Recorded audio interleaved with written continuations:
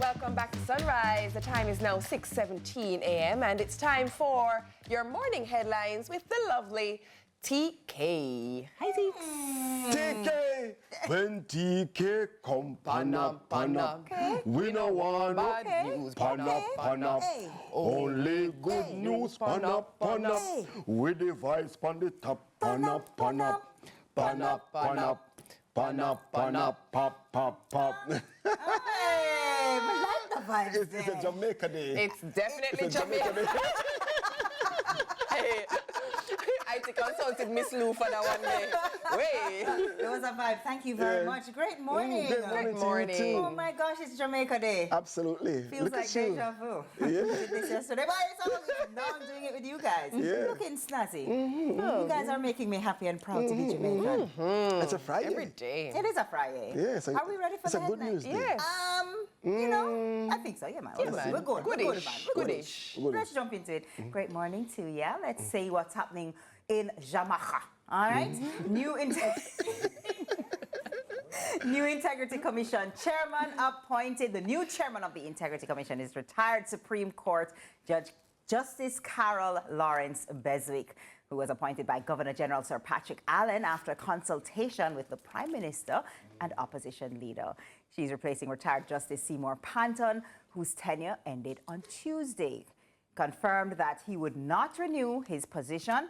Lawrence Beswick, who served as a Supreme Court judge for 2 decades before retiring in 2022, has extensive legal experience, including roles as Assistant Director of Public Prosecutions and Acting Judge of Appeal. She was also chairperson of the Road Traffic Appeal Tribunal. Justice Minister Delroy Chuck has expressed confidence in Lawrence Beswick to lead the Integrity Commission as the country's top anti-corruption body. So? Yes, all in charge again. Yeah.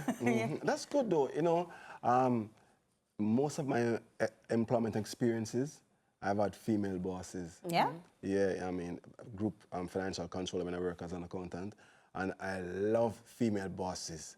I'm just saying that to say that she's in charge now, so good things are gonna happen. You know what I really like when you look at her resume, it speaks for itself.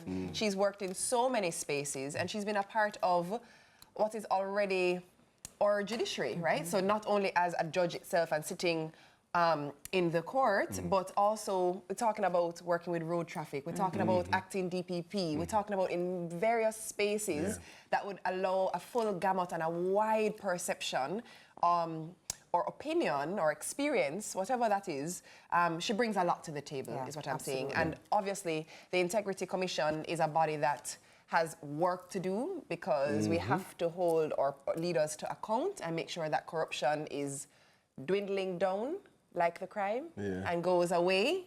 Hopefully, like the crime will go away because it just makes for a higher functioning society. So it's an important role. I was just about to say it's a big job. It's a big job. It's a big job, and it's, you know, a lot of responsibility, and we're just praying for all the best because it benefits all of us when she does well. When she does well, it will benefit us all. Absolutely. And it's a type of position that really requires a neutrality, isn't it? It's a type of position that requires holding... It must have equity. It must hold everyone to account. And I truly believe, if you don't like what I'm going to say, so be it. But I think our leaders should be held to a higher standard. I really believe I can't imagine anyone disagreeing with that right now. To be held to a higher standard, of course, you know. And I'm hoping that she gets the support that is required because that job, you cannot do it by yourself, you know what I mean? So you're going to need some... the members of the team who will help her make important decisions, you know, and be strong with these decisions. Because sometimes, of course, you're pushing against the standard that now exists to raise it and push it to a higher standard. And it then sets the tone for the entire nation. What our country tolerates or doesn't tolerate, what we can get away with or can't get away with. It sets the tone. That's good news. Well, I'm sure we'll keep everyone posted on what's happening with her and in that whole field, All right, so next up, Minister Dana Morris-Dixon stands with foster parents. The Child Protection and Family Services Agency, CPFSA, hosted a ceremony yesterday to recognize foster parents. The event held at AC Hotel Kingston did not have Senator and Education Minister Dana Morris-Dixon on the program. However, she made it her point of duty to stop by. Dr. Dana Morris-Dixon thanked the parents personally for what they do. She then shared that she too has been a foster mom for the past 7 years. Oh. The room erupted in a sustained applause. Foster parents currently receive a stipend of $8,000 per month per child, paid every 2 months. That amounts to $16,000 every 2 months. They also receive additional benefits, including coverage for school, exam, and medical fees, and assessment costs for medical exams. Each child receives a $10,000 back-to-school educational grant annually, as well as a $10,000 Christmas grant every year. A proposed increase was welcomed by some of the foster parents, as you can imagine. Wow, I can imagine that natural response. I always say you cannot cheat reaction, because if you say it, I didn't know that. I learned that this morning. And she's so busy. Right. I mean, she wasn't scheduled to be there, and she dutifully, well, outside of duty, but dutifully went there to share her story. I'm really impressed with that story. Absolutely. Dr. Dana Morris-Dixon, another female. You know, I always say, I think raising children is one of the hardest things you can do in life, especially when you raise them in a way that they will be citizens of the world and contributors to society. It takes a lot of effort and a lot of time.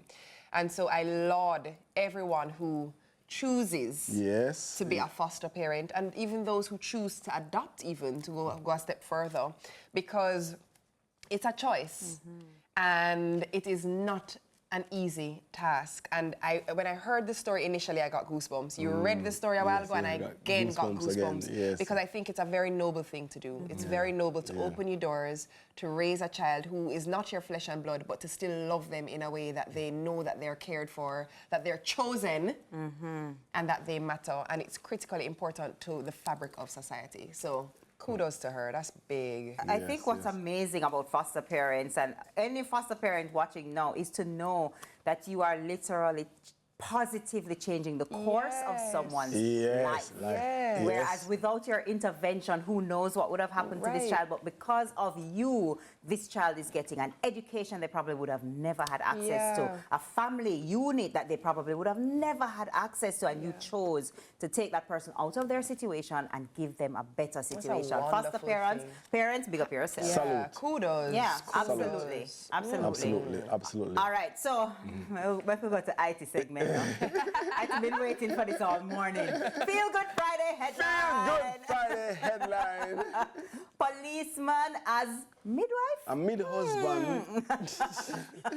An early morning response to a call from the police emergency control patrol took an unexpected turn for soon-to-be father, Constable Denton Brown, when he had to unexpectedly deliver a baby girl in the backseat of a police car early Monday morning.